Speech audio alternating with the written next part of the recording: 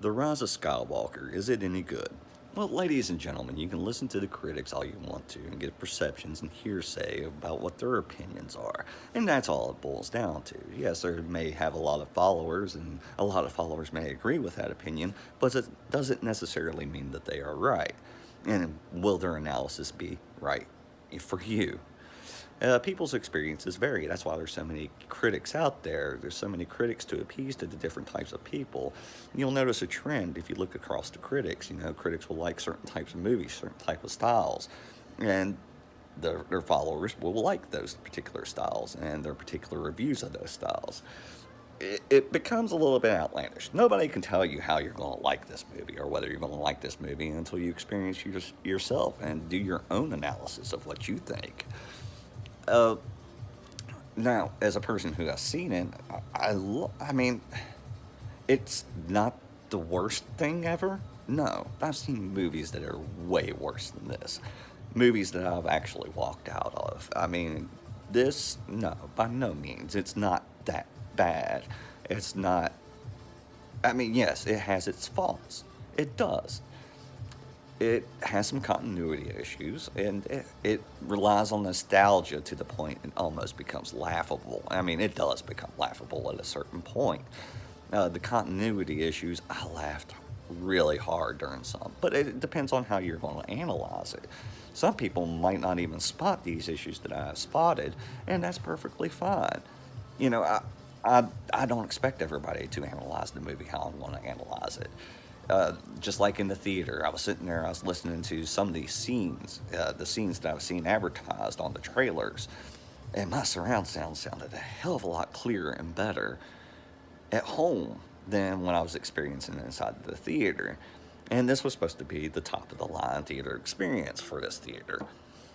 Well, I mean, I can't fault that because they have what's called rumble seats, and a lot of the continuity, the clarity gets lost when these seats are rumbling. So that could have played effect into it. So I can't hold anything against the movie itself about that. You know, I wanted to, I was like watching the scene. I think it was where Kylo Ren comes out of the water. Yeah, everybody's seen this in the trailer, and he's heading towards Rey, and the scene sounded so much better at my home. The scene where Ray, I think it is, yeah, Ray jumps over the ship uh, that you see in the trailer sounded so much better at home. But that's just something that I noticed. Why? Because it's something I've experienced. I experienced a better sound someplace else, so I was like, well, why does it sound so different here? And then I had to alienate and figure out what was causing it, and I can't really blame the movie for that. That's not the movie's fault at all. According to me, the sound was done great. The quality of the sound is great. The soundtrack is great. I can't really argue with that, and I don't think anybody will. Uh, I'm talking about the continuity of what was on screen.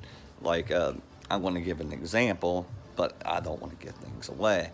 Let's just say there's some times where outfits should be wet, but they're not.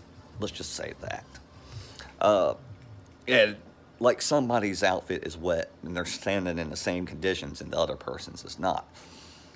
Things like that popped out to me, but I analyze those things. Some people might not even see that, and that's perfectly fine.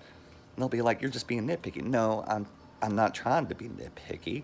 I'm trained in media. That's why I'm trained to look at. I'm trained to look at for indiscrepancy. So I know, hey, I saw an indiscrepancy in this. I got to go back and I got to fix it or edit it out.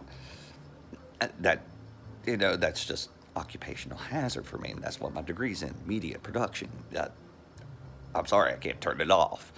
I wish I could, but at times I try to turn it off.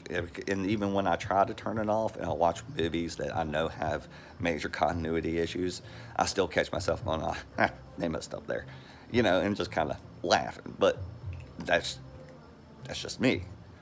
Like I said, some people, most of you, will probably never even notice, and that's fine, and that's perfectly fine. Like I said, it has some continuity though with the other movies as well. It there are some problems. There are some plot hole problems, some major plot hole problems, and it just until you see it, I mean, I don't expect you to understand. If you've seen it, you will understand. there's a particular line that the enemy utters that just it it doesn't make sense. It doesn't make sense whatsoever.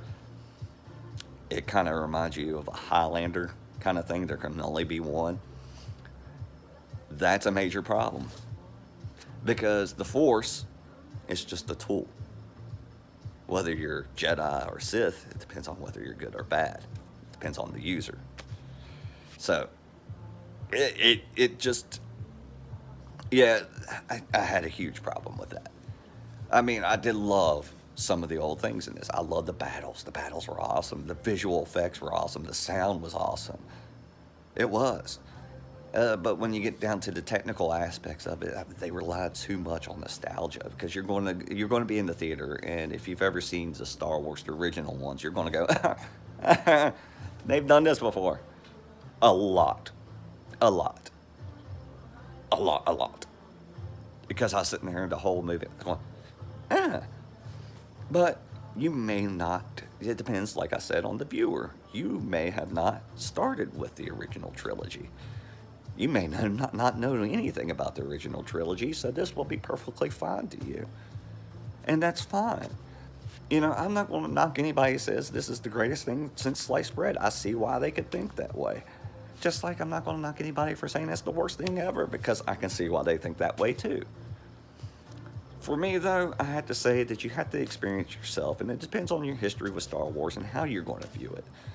So, I'd say at least give it a try. It is at least worth that. And for the visuals, the sound, the designs, it's wonderful there.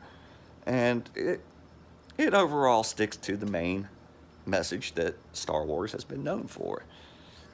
So, yeah, you can analyze it and do as you may and feel as you may. I mean, it's not the best Star Wars ever. It's not the worst.